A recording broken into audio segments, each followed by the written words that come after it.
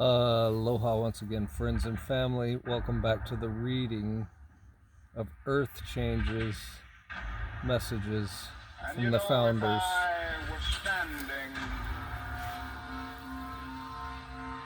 at the beginning of time with the possibility of taking a kind of general and panoramic view of the whole of human history up to now. And the Almighty said to me, which age would you like to live in? I would take my mental flight by Egypt. And I would watch God's children in their magnificent trek from the dark dungeons of Egypt across the Red Sea through the wilderness on toward the Promised Land. And in spite of its magnificence, I wouldn't stop there.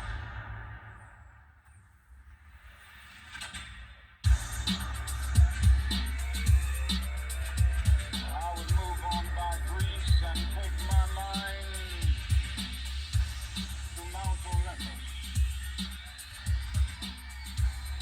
And I would see Plato, Aristotle, Socrates, Euripides, and Aristophanes assemble around the Parthenon as they discuss the great and eternal issues of reality, but I wouldn't stop there.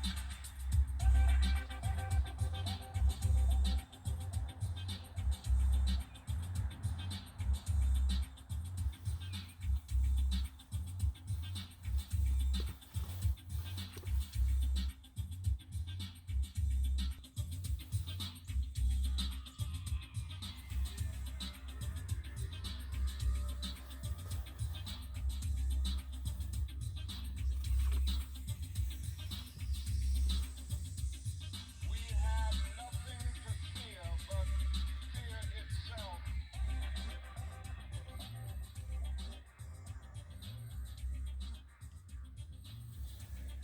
Many of your countries have regularly scheduled elections, and you are under the illusion that you are creating a leadership that represents your values and ideas. This is not so. With only a few exceptions, the so-called elected leaders have very little to do with leadership of the people. They are also not directly part of the illusion of control, manipulation, and domination of the society for that matter. They are merely puppets of the ruling elite, taking their direction from a conglomerate of special interest lobbyists and black operatives that function outside the budgetary control of the elected parties.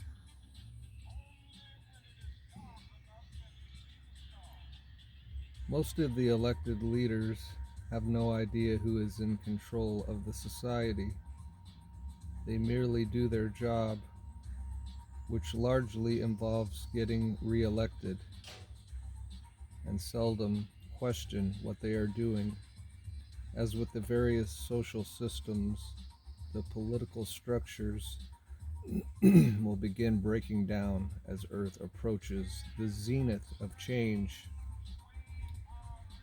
Many political scandals will bring to light the corruption that has been there for a very long time, but which has been ignored due to the massive denial of the politicians and the people they are supposed to represent.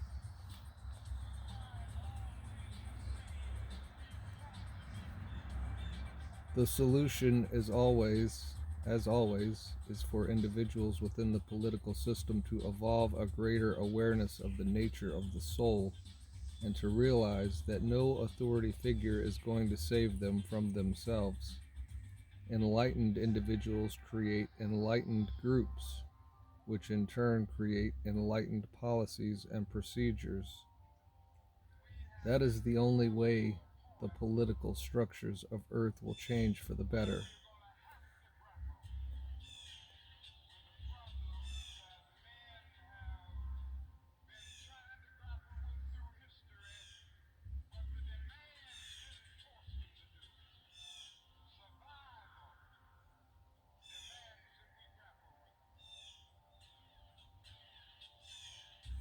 As your teachers have repeatedly stated, change begins with each one of you.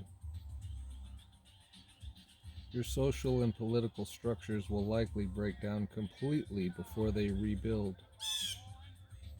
There could be a prolonged period of chaos and confusion as the old structures crumble. Many fear-based individuals will resort to violence and other insanities in a vain attempt to protect what they believe is theirs. In the Channel's country, the USA, there could be a second revolutionary period where the working class simply refuses to support the ruling elite anymore.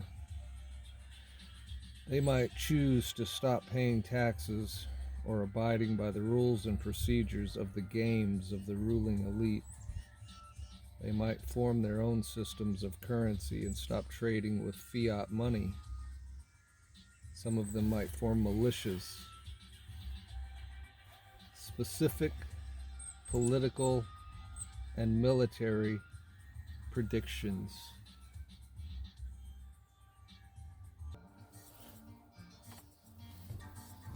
As stated numerous times before, the governments of the world are largely controlled by the ruling elite, often called the Illuminati, that consists of a small number of individuals and organizations that make decisions affecting most of the world. The original purpose of the Illuminati was to illuminate the hearts and minds of spiritual seekers. Today, only about 10% of its members still uphold that original purpose. The vast majority have become mesmerized by the illusion of power and control. As the world accelerates towards the fourth density, most of the rulers will find it increasingly difficult to maintain the illusion of control. This illusion, like most, requires a great deal of secrecy and denial in order to maintain itself. Once light shines into darkness, the darkness vanishes. And so the dark enclaves of the Illuminati that depend on being anonymous and hidden from the light of scrutiny will be revealed for what they are: a group of lost souls tenaciously clinging to illusions. And I'll throw a little prediction in here. CNN, the biggest fake news outlet of them all, is being overtaken by the white hats and is actually going to start giving real news. And when all these things that are to be exposed to the world come out, CNN is going to be one of the main places putting out the truth.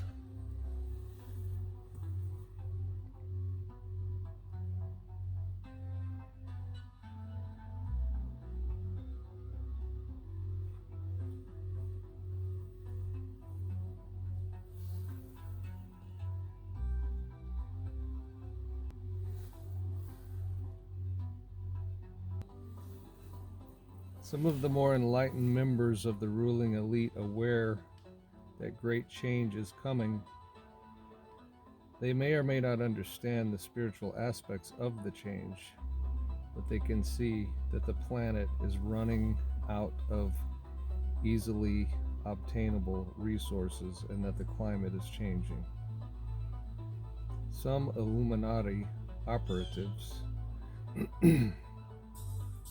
have channeled their black funding into elaborate schemes designed to protect themselves during the earth changes.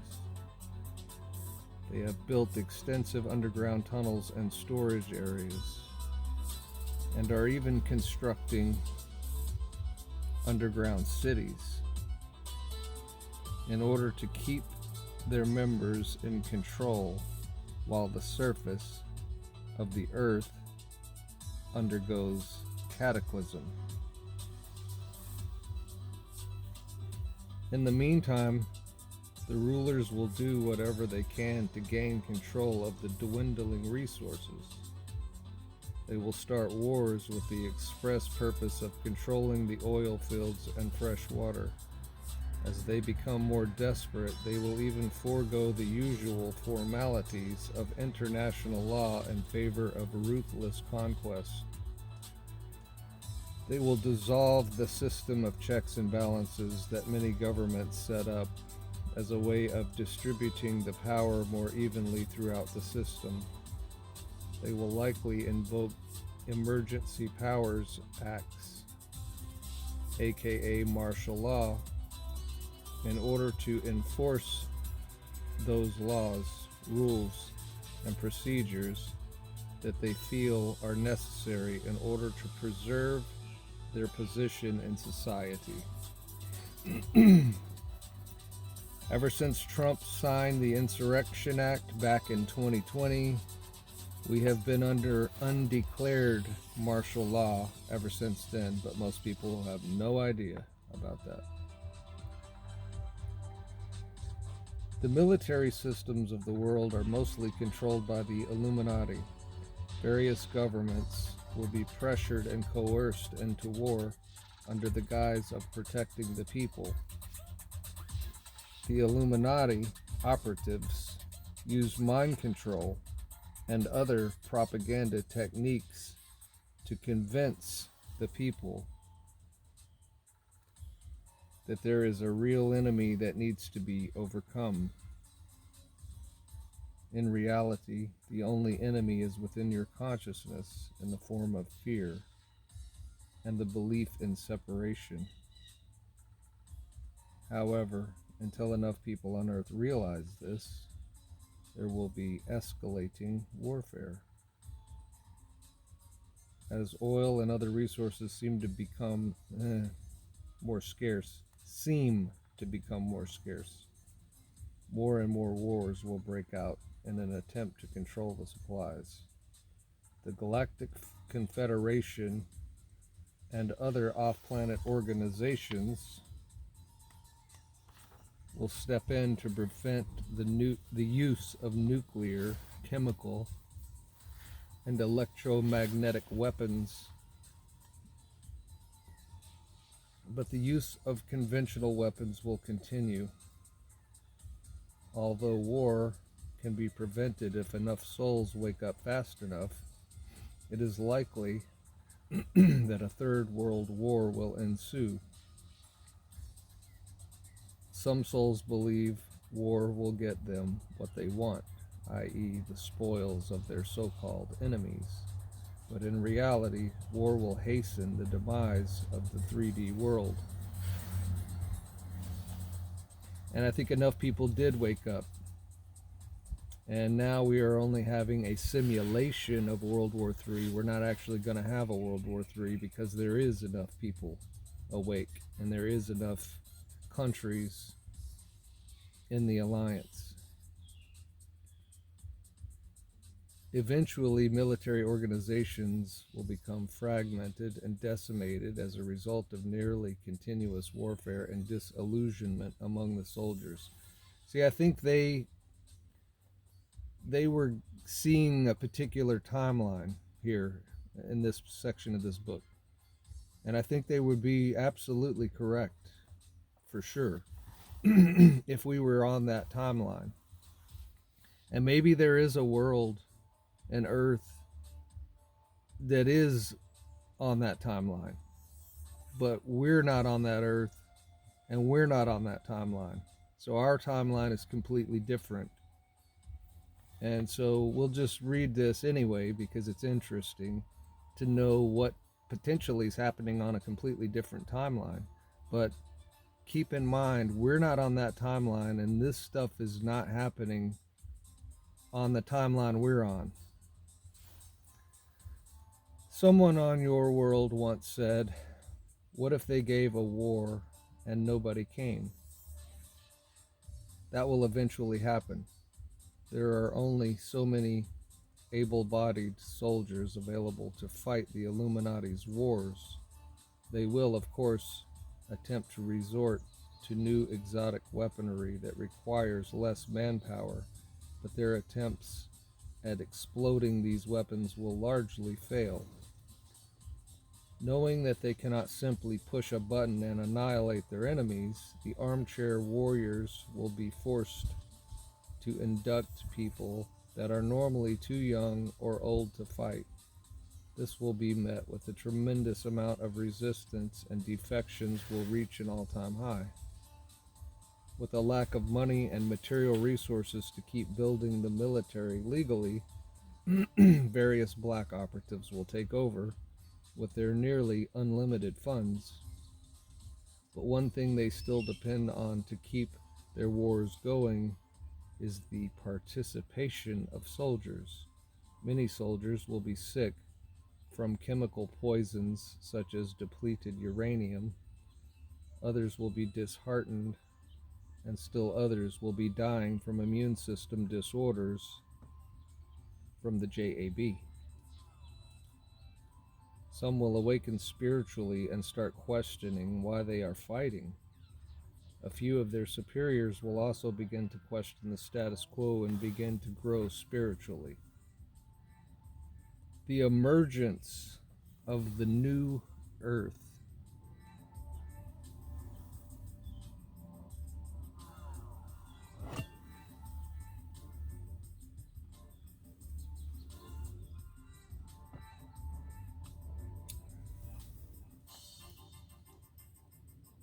Eventually, the population of Earth will begin to decline, and the remaining resources will be consumed at a decreasing pace, and balance will be restored. It is expected that large areas of the planet will be uninhabitable for many years, either due to warfare, climate change, or disease. Most sea level cities will be decimated. The oceans will rise and obliterate the coastlines. The dead will pile up as the immune system disorders accelerate. Pollution from warfare will make large land areas poisonous chemical dumps. Droughts and floods will drive the surviving population to migrate in search of food and water. Meanwhile, the self-sufficient spiritual communities will thrive and prosper, although they will still be physically visible to would-be attackers. Their high vibration will render them psychologically invisible. Roving bands of soldiers and plunderers will literally go right past the peaceful villages without even seeing them. The light workers will be protected in many ways. As they emit positive vibrations, the governments, militaries, and Illuminati operatives will either ignore them or fail to find them. To quote this channel, the enlightened ones will drop off the radar screen. Those who are listening to the inner voice of God will be guided as to where it will be safe on earth. They will meet with others who are receiving similar visions. They will be guided as to how to set up an enlightened government that is unlike the dying systems in the unsafe areas of the world. For a time, they will undergo many challenges, and their egos will still attempt to interfere. However, their councils will be composed of the brightest and best, and great wisdom will come out of the council meetings. All souls will be respected and honored. For a time, the communities will be somewhat isolated from the rest of the world. but eventually they will form a strong worldwide network of light. I think we're forming that network now. Our advice to those of you reading this message is the same as it has always been. Grow, evolve, and expand your awareness of the limitless love and compassion within yourself. Come from the center of your being. Reside in God consciousness. There is really no other way if you want to break free of the illusions of this world. You have our help and the help of the Galactic Confederation, and I'm going to add the Alliance. You have more help than ever before. In our next chapter, we will talk about the helpers and their role in the transformation of Earth. Chapter 10, the role and function of Earth's helpers during the changes.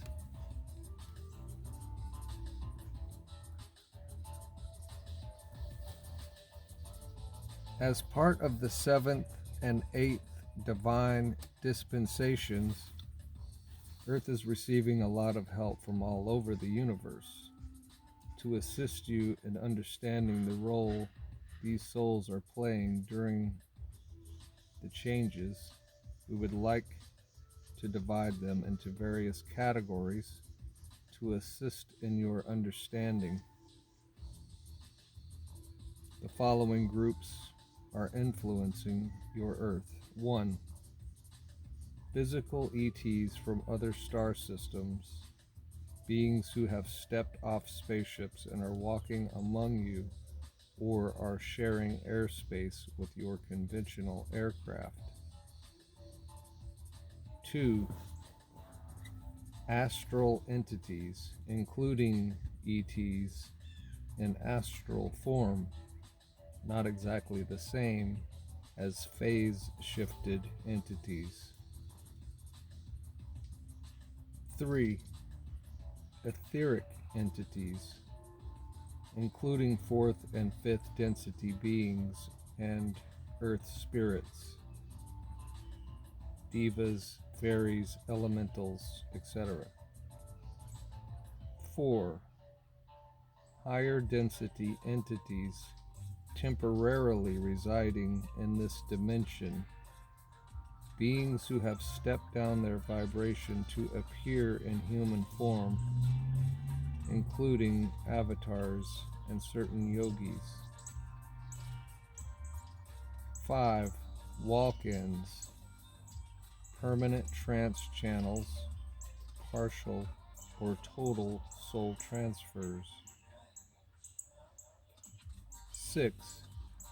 Higher density entities telepathing through earth channels, angels, ascended masters, creator gods, advanced ETs, etc., from the celestial and God planes. 7. Other higher density entities helping quietly without general human knowledge. 8. Future versions of yourselves and others coming back in time to assist you. 9. Activation codes, channel activation codes. I had to do that. Categories 1 and 2 above include entities that are not entirely aligned with divine principles. Although this section is entitled Helpers, it would not be complete without some discussion of those that hinder, sometimes with the intention of helping, but without the understanding of human free will necessary to truly be of help. We will begin with an update of the ETs present in physical form on or around your Earth, This can be considered an addendum to Chapter 4, but with specific information regarding the Earth changes. 1. Physical ETs associated with Earth at the present time.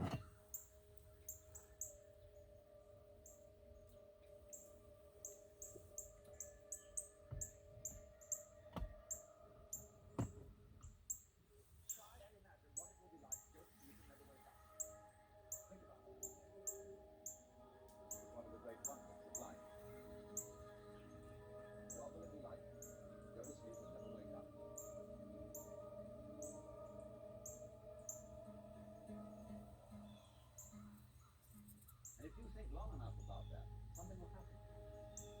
You will find out, among other things, that suppose the next question is, what was it like to wake up after having never gone to sleep?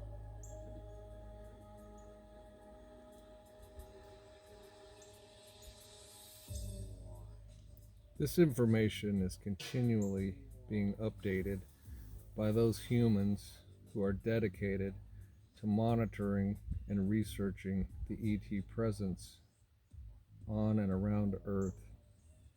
So our report will likely be a confirmation of what you already know. Our discussion will be current as of late 2007 and early 2008. We will do our best to anticipate the levels of activity leading up to 2012/2020. I just added that. Based on communication we have with some of these groups and our understanding of their intentions. ETs walking among humans and the non-intervention policy. As stated in Chapter 4, there are a relatively small number of ETs walking among humans. The reason for the small number should be obvious. First of all, only a few species are able to blend in without causing suspicion. Only a small number can tolerate your atmosphere and gravity. Even fewer can spend a significant amount of time on Earth without falling in vibration or getting sick from the pollution that is everywhere. Some of your people naively wonder why ETs don't just land in front of your governmental centers, step out of the ship and shake hands with your presidents and prime ministers, all in front of national television. Things are not that simple. As you know, there are forces on your world that are not friendly towards other life forms. Some appear friendly on the outside, but have a hidden agenda to steal ET technology, or even kill and dissect ETs. In other words, we all know very well that after people die, other people die. Or even worse, expect ETs to solve all of humanity's problems. All you need to do is look at the bulk of your sci-fi movies and television series to see how the mind of humanity works regarding ETs. It is true that in recent years a more enlightened genre of sci-fi films has emerged, including E.T. the Extraterrestrial, Close Encounters of the Third Kind, Starman, and Star Trek, to name a few. The early movies that mostly showed battles with savage ETs, usually from Mars, have been replaced with a more eclectic view of the universe. So some progress has been made. To many of you, it is obvious that a great number of these ideas presented in sci-fi programs are stimulated by actual events in the universe. The higher minds of film and television producers and writers are fertile ground for the receiving telepathic transmissions from various ETs. Only a few of them would acknowledge the source of their ideas if they knew the origin. Certainly, many of their visions come from within their own God presence or are spontaneous creations of their imaginations, but nevertheless, there are some strong parallels to what is actually taking place in the cosmos. If your television series Star Trek, there is something called the Prime Directive. This is amazingly similar to the real life policy of non interference. This means that ET cannot simply land wherever and whenever he pleases and announce himself to the natives of various worlds with fanfare and chest beating. This would most likely interfere with your soul evolution. It is true that some groups have interfered anyway, as documented below. The intricacies of free will are tricky, even for us. It is, in fact, our greatest challenge when dealing with humans and other similar life forms. So the most obvious reason why ETs have not made many public appearances on your world has to do with the policy of non-intervention that is still functioning on all but the most extreme levels. Although there is a divine dispensation authorizing help from outside of Earth, that authorization comes with a few rules and regulations. First of all, direct intervention is limited to neutralizing certain weapons of mass destruction and keeping the EM grid system of your planet balanced and functioning. None of us have been allowed to openly declare our presence in front of your television cameras, even if we felt that would be of benefit. Renegade ETs. That said, there have been a few races that have defied orders from on high.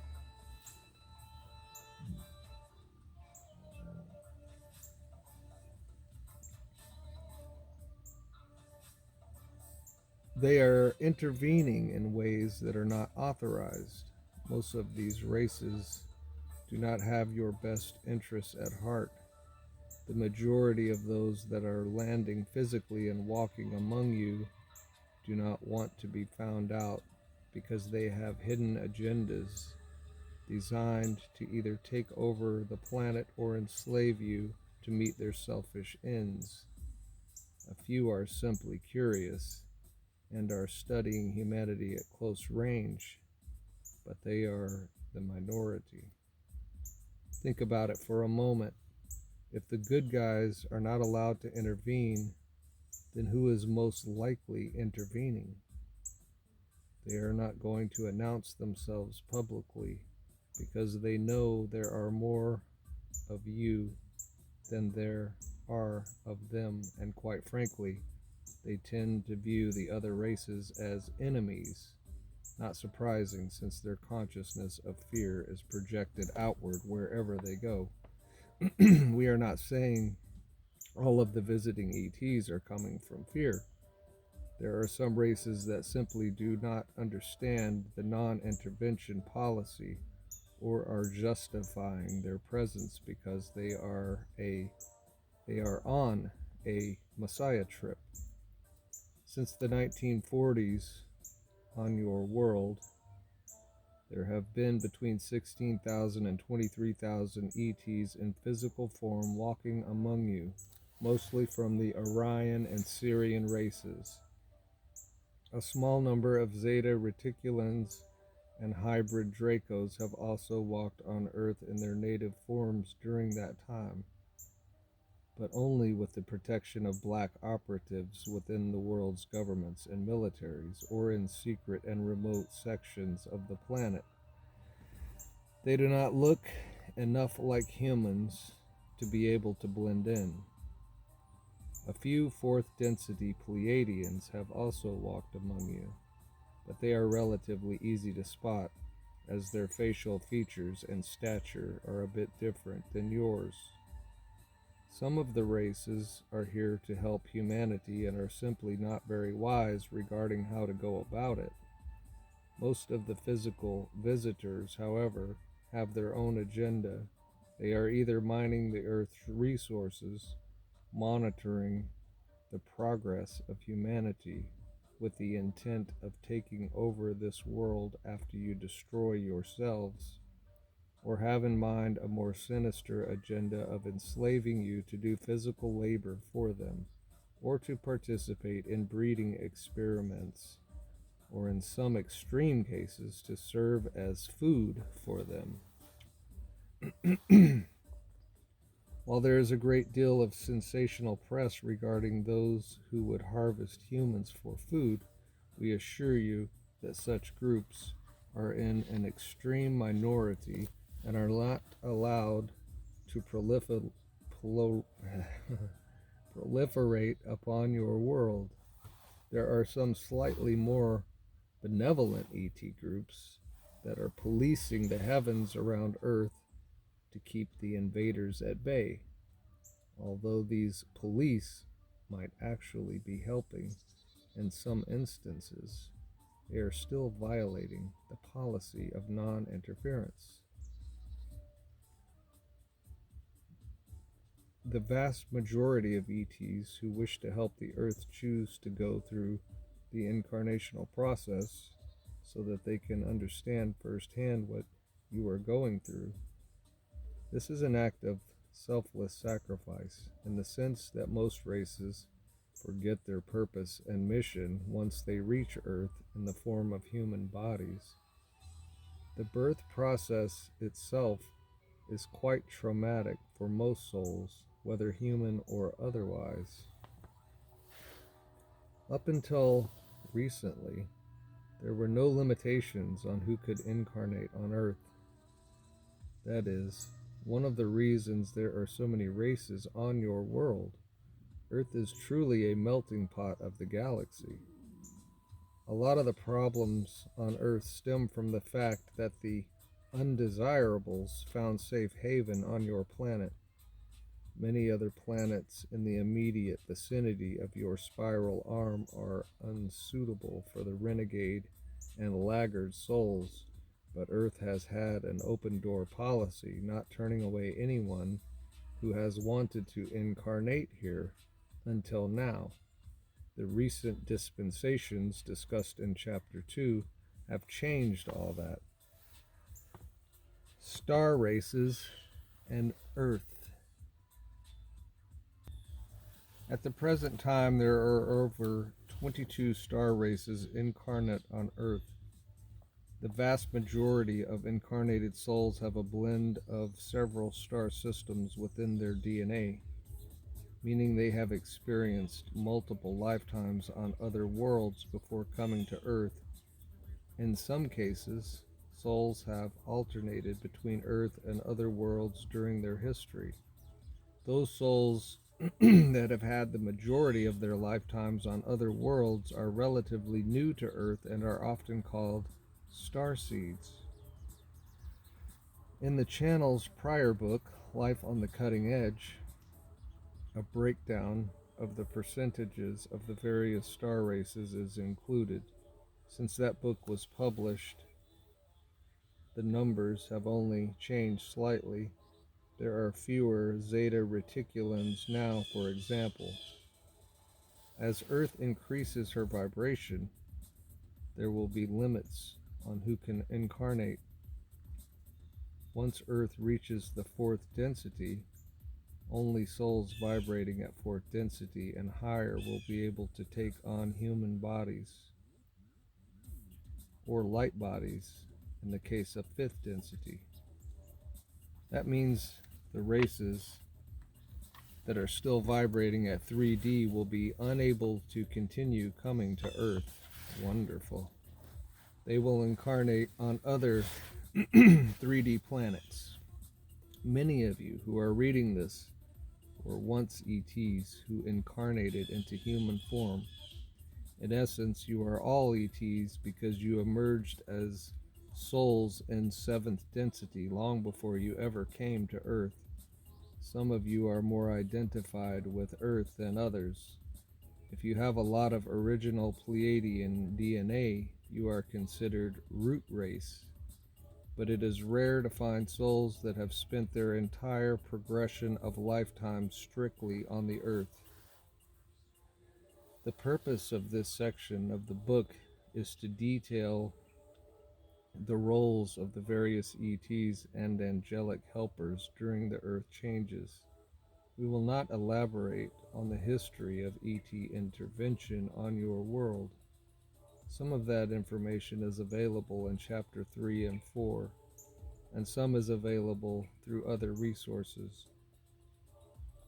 We will, however, give you a progress report on the various groups visiting your Earth, and to the best of our ability, detail what we believe to be the intentions during the coming years. As with you, they have free will and can change their minds, so this information may need revisions periodically. The latest information on the Zeta Reticulans.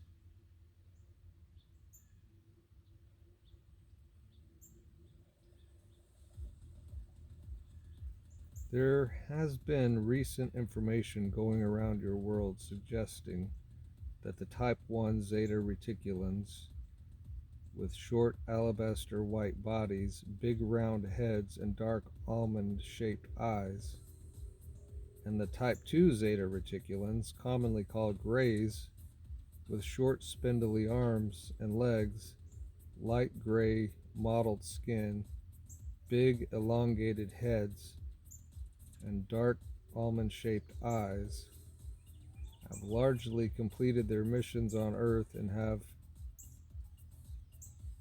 been returning to their home worlds.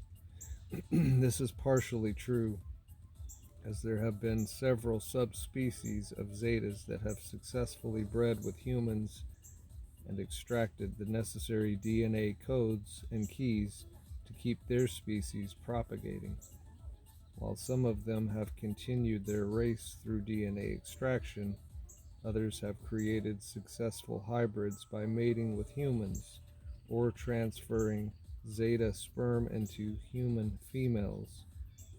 They have been largely unsuccessful in their attempts to transfer human male sperm into Zeta females due to the atrophied organs in both male and female Zetas. I guess Viagra didn't help at all. As stated previously, there have been numerous breeding projects ongoing since the 1940s on Earth. These peaked during the 1970s, 1980s, and have gradually dwindled since then. The Type 1 and Type 2 Zetas are minor players in the Earth changes in the sense that they are not affecting the overall divine plan all that much. The most significant aspect of their involvement with Earth concerns the hybrids that were created out of their desire to save their race. While spirit is eternal and the spirit of the Zetas will live forever, the desire of the young Zeta souls to be able to experience their world in physical form was the driving force behind their visit to Earth. Some of the hybrid races will go to the Zeta Reticulus star system and be incorporated into the civilizations there, while others, vibrating at fourth density, will return to Earth once the changes become a bit more stabilized. Nevertheless, A few human Zeta hybrids are walking among the people of Earth now and are managing to blend in with the other humans. Many of them will survive the Earth changes and be part of the emerging civilizations subsequent to the major celestial events of 2012, 2017, and 2030.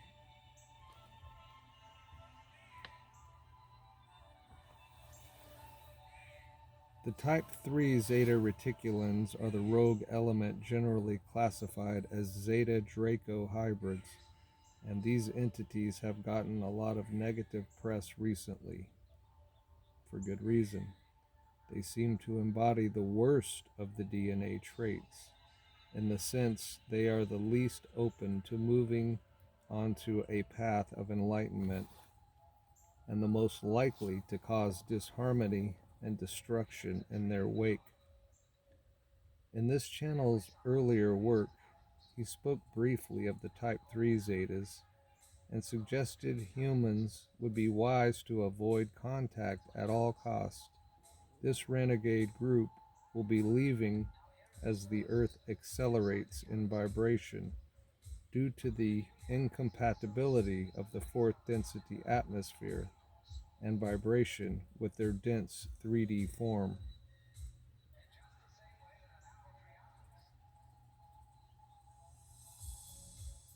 Due to the intervention from benevolent groups, the Type 3 Zeta presence around Earth is more of a nuisance than a real threat. And as the Earth continues to raise in vibration, it will get harder for them to remain here or even in ships. The light and dark Orions today.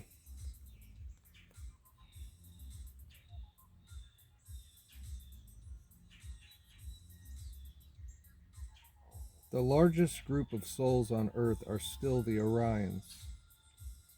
This is due mostly to the so-called Luciferian rebellion that occurred about 500,000 years ago on Earth. During that event, described in detail in Chapter 3, souls from Regal and Betelgeuse in the constellation of Orion came to Earth in large numbers. It was a quiet invasion in the sense that they incarnated into the mostly Pleiadian humanity, diluting the Pleiadian DNA with their Orion DNA. With hardly an eyebrow being raised, the Orion DNA was more aggressive and warrior-like than the peaceful Pleiadian DNA, but it was close enough to match that hardly any souls on Earth were even aware of the subtle changes taking place in human nature until it was too late. Some of the competitiveness in humans is due to identification with the animal form 3D body, but most of it was bred into humans by the introduction of Orion DNA in combination with Draco DNA.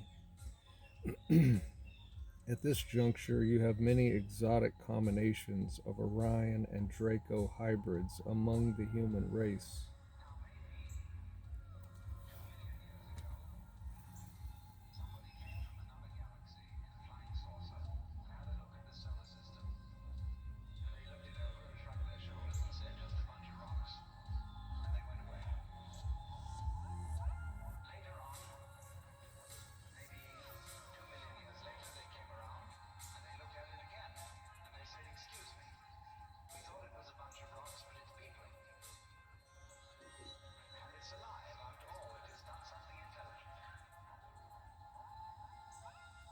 As the Earth approaches the galactic shift, many feelings and impressions will be triggered within the DNA of these hybrids.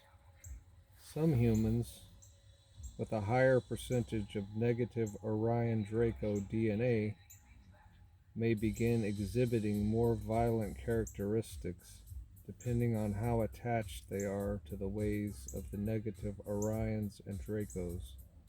Others will find themselves drawn to the light and may spend a lot of time and effort atoning for their sins of the past. Unfortunately, from a third density viewpoint, it will be very difficult for most of the Orions to move out of third density and remain with the Earth. Although the Orions within their own constellation have evolved significantly since the time of the Luciferian rebellion and are now about 80% light, the Orions on Earth are only about 20% light. While 20% light Orions sounds a lot better than 10% light Dracos, the sheer number of negative Orions will figure prominently in the population of humans who end up exiting the Earth during the galactic shift. The souls of the Orions will make a decision sometime between now and 2012 or 2020, if they have not already done so. They will decide whether or not they are able to take in enough light to be able to remain with the Earth during her transition. It will be an arduous task for many of them, but the decision made by the soul will prevail. Those that have been on a conscious path of soul evolution will have an easier time than those who start waking up at the last minute because their earthly lives are in shambles. Keep in mind, beloved creators, that it is not wrong for souls to exit the earth. Every being in creation eventually discovers that there is a perfect divine plan underneath all the seeming disorder and chaos. As stated many times prior, there are several planets already set up to receive disincarnating souls. Most Orions will receive top-notch instruction from the more enlightened leaders of these planets. In some cases, the planets receiving disembodied Orions will be more negatively polarized in the sense that they will be set up primarily to receive warring factions who wish to continue their conflicts. However, such planets will be quarantined and unable to influence the more peaceful Orions entering other planetary spheres.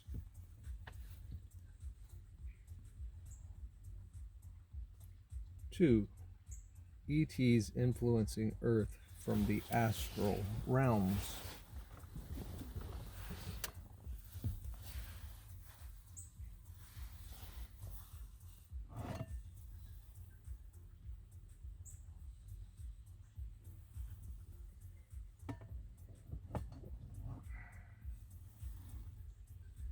There are a number of ETs that have not been able to accomplish their purpose for being here simply by monitoring the Earth in spaceships, or incarnating into the gene pool and taking on a human form. Such entities will often resort to inhabiting the parallel planes that are closely related to the Earth plane. There are many sub-realms of the astral that are accessed in various ways besides physical death. Beings can enter these realms and interfere with humanity by employing partial or total astral possession. Many ETs are influencing humanity from within the invisible subplanes of the astral. While these astral subplanes are filled with soul fragments, disincarnate entities, and the like, there are also various ET races that are studying and influencing the Earth from these realms. The Dracos are one such race. The mechanics of how souls inhabit the various subplanes will need to be left for a discussion at a later date, as it is a very complex subject requiring many volumes to describe sufficiently. In this book, we will only discuss the role of the Dark Orions and Dark Dracos in the astral realms, the Light and Dark Dracos, and their future on Earth.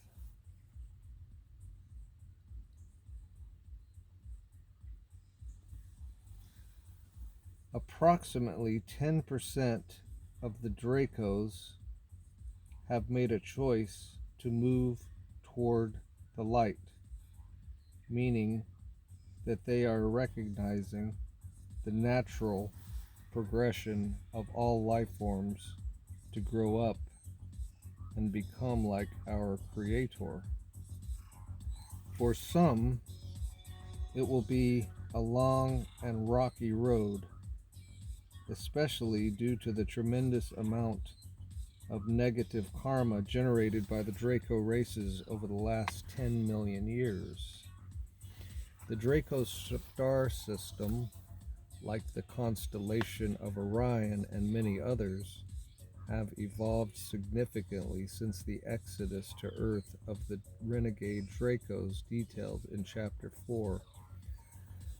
While Alpha Draconis is behind Orion, in the sense that most Dracos there still have not embraced the idea of an ascending soul path, there are nevertheless some great achievements occurring within the Draco worlds.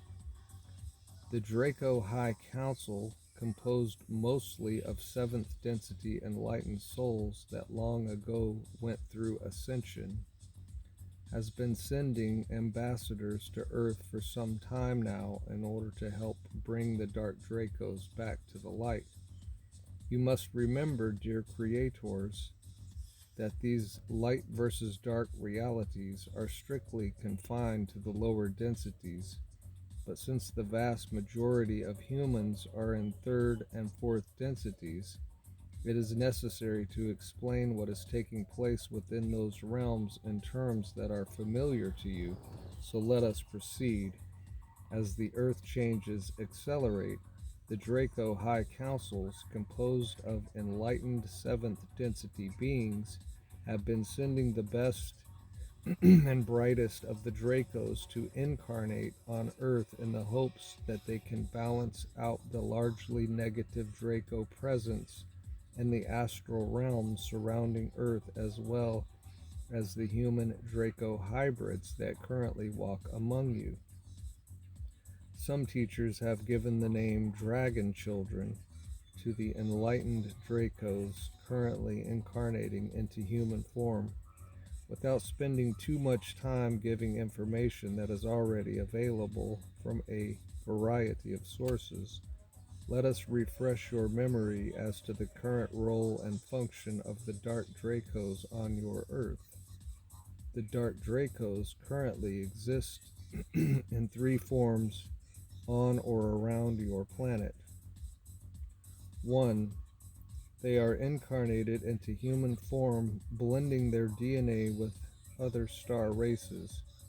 Incarnating into human form presents a lot of difficulties for the Dark Dracos because the vehicles through which they incarnate are rarely of pure Draco DNA to begin with. As you know, most humans are composite of many different star races, and so the incarnated Dracos end up diluting their DNA with other strains when incarnating. 2. They roam the lower and middle astral realms as soul fragments. The intention of these astral beings is to possess as many humans as possible by attaching their energies to the souls of humans. They attach to souls with various DNA configurations, but especially to those already possessing Draco DNA. 3. They exist in a phase-shifted state within the subplanes of Earth, observing and influencing humanity from spaceships navigating from those realms.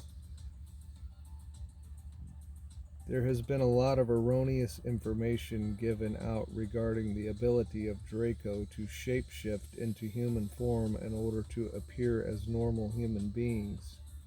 In reality, shapeshifting is a very advanced technique reserved for those souls who have evolved into 9th density or higher. The apparent shapeshifting that clairvoyants are seeing is really just simple astral possession.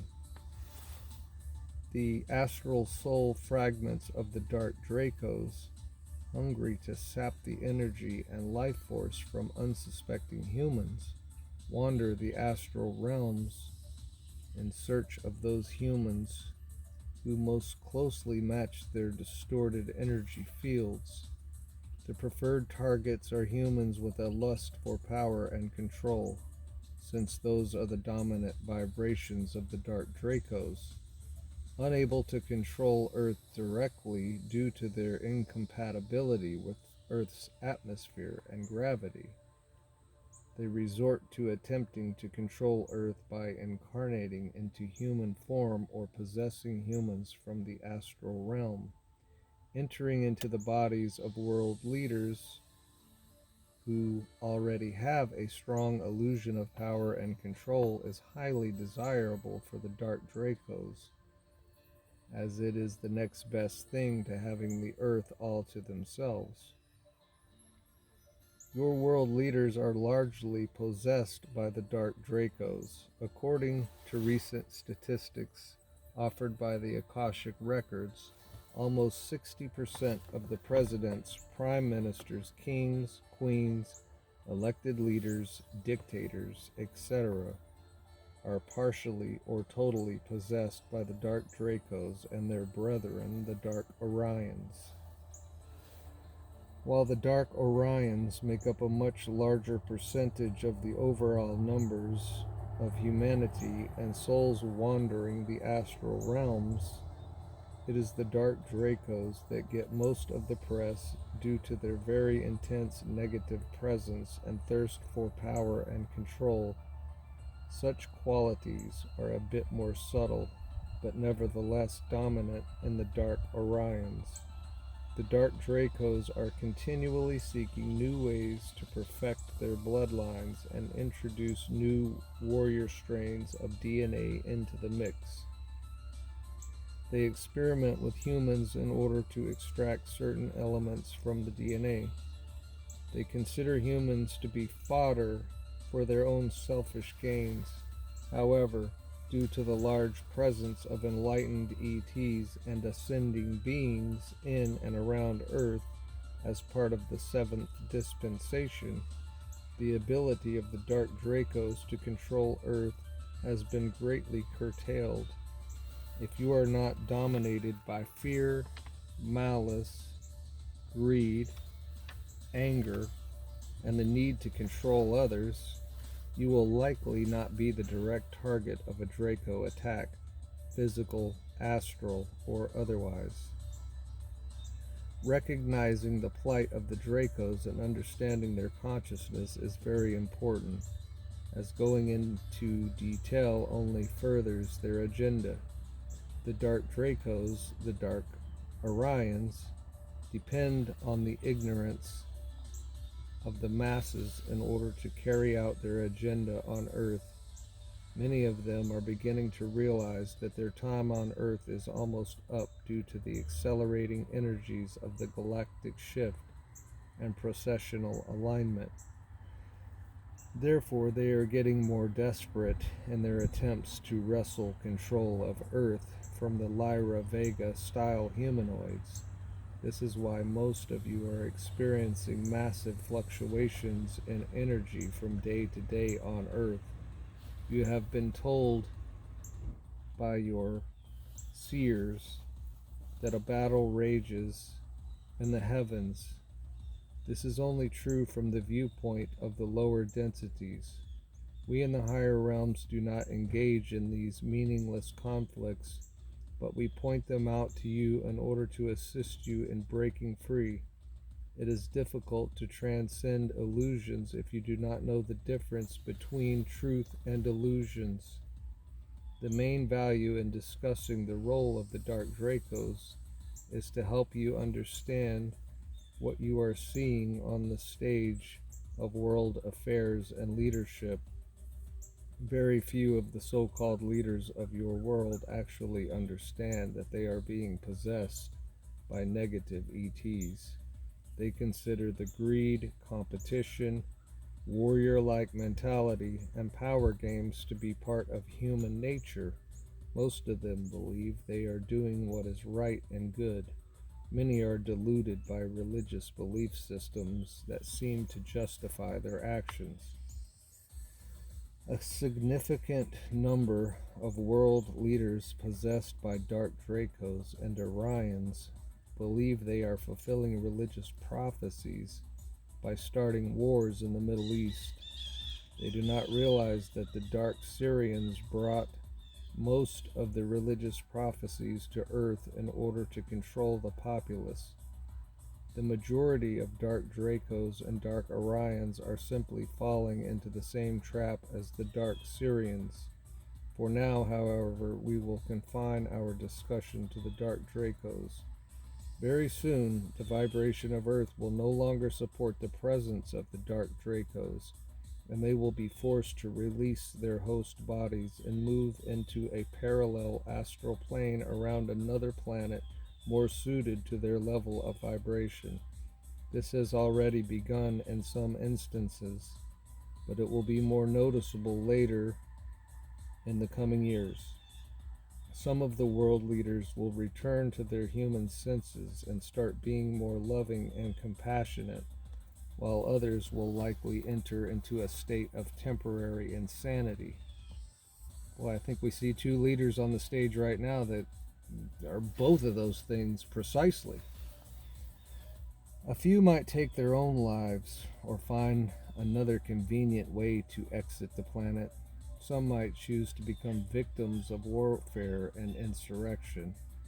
Only if they are able to influence a massive number of ignorant humans will their charade be able to continue much longer, and even then, it will only last a few more years. They are capable of taking down a large number of unsuspecting souls with them, i.e., the blind leading the blind over the edge of the cliff, as discussed in the previous chapter. It is up to each one of you to extricate yourselves from their influence by psychologically clearing all of your negative emotional patterns and negative belief systems. You have our help and the help of thousands of ascended beings in your quest to be free. And when we return, my friends, we will pick it up with the illusion of heaven. We leave you in the love, unity, and light of the infinite Creator. Until then. And just a quick word for anybody interested in getting XRP. You can get it from Uphold, the exchange called Uphold. And then when you get it, I wouldn't leave it on Uphold. I wouldn't leave it on the exchange. And the best place I've found to put it is either an offline wallet, cold storage wallet, or if you want to leave it online, you can leave it on a DEX. And a DEX built on the XRP blockchain is the Solo DEX. And you can download that for free and hold your XRP there if you wish.